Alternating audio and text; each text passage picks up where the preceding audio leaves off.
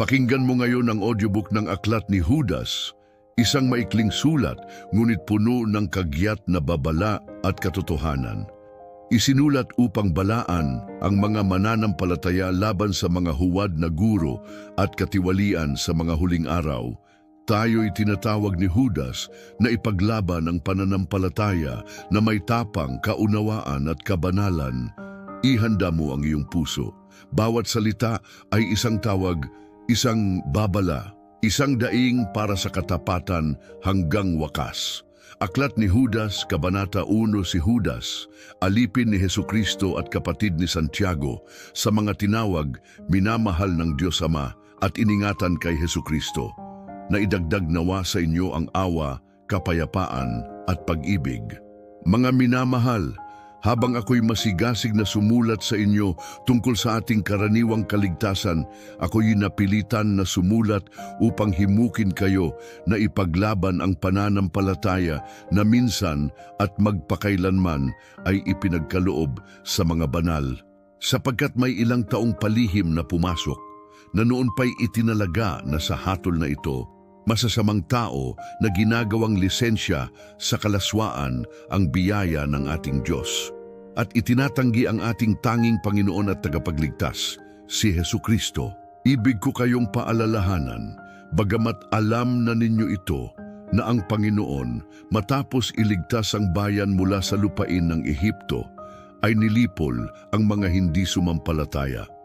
At ang mga anghel na hindi nag-ingat sa kanilang dangal, kundi iniwan ang kanilang tirahan, ay itinali niya sa kadiliman sa walang hanggang mga tanikala para sa paghuhukom sa dakilang araw.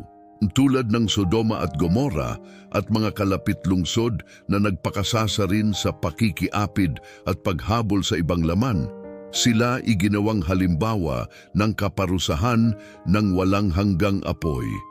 Gayon din ang mga ito, mga taong nangangarap ng walang kabuluhan, dinudungisan ng katawan, tinatanggihan ng pamamahala at nilalait ang mga makapangyarihan. Subalit ang arkanghel na si Miguel, nang siya'y makipagtalo sa dyablo ukol sa katawan ni Moises, ay hindi nangahas na magsalita ng kapintasan laban sa kanya, kundi sinabi niya, "Sa iyo naway si Yahweh ang sumaway." Ngunit ang mga taong ito'y nilalait ang mga bagay na hindi nila nauunawaan at ang mga bagay na kanilang nauunawaan sa pamamagitan ng likas na pagnanasa tulad ng mga hayop. Sa mga iyon sila'y nasisira. Kahabag-habag sila sapagkat sinunod nila ang landas ni Cain. Dahil sa kasakiman ay sumunod sa pagkakamali ni Balaam at napahamak sa paghihimagsik ni Kore. Sila'y mga dungis sa inyong mga pagdiriwang ng pag-ibig na kasalo ninyo sa mga handaan, ngunit iniingatan lamang ang sarili. Mga ulap na walang ulan, tinatangay ng hangin. Mga punong kahoy sa taglagas, walang bunga, 2 ulit na patay, binunot sa ugat. Mga along marahas sa dagat na nagpapalabas ng kanilang kahihiyan, mga bituing ligaw na inilaan ang pinakamadilim na kadiliman magpakailanman. Tungkol sa kanila rin ay nagpahayag si Enoch na 7 mula kay Adan na nagsabi, "Narito dumarating ang Panginoon kasama ang kaniyang 10,000 banal, upang hatulan ang lahat at parusahan ang lahat ng makasalanan dahil sa kanilang masasamang gawa at sa lahat ng matitigas na pananalita na kanilang sinalita laban sa Kanya." Sila'y mga reklamador, di masisiyahan, sumusunod sa kanilang makasalanang pagnanasa, mapagmataas ang kanilang pananalita at nagpapalubag loob sa iba para sa pansariling kapakinabangan. Ngunit kayo, mga minamahal, alalahanin ninyo ang mga salitang sinabi ng mga apostol ng ating Panginoong Hesukristo. Sila'y nagpapaalala sa inyo, sa huling panahon ay darating ang mga manlilibak na namumuhay ayon sa kanilang masasamang pita. Sila ang mga sanhi ng pagkakabahabahagi, mga taong makamundo na wala ang espiritu.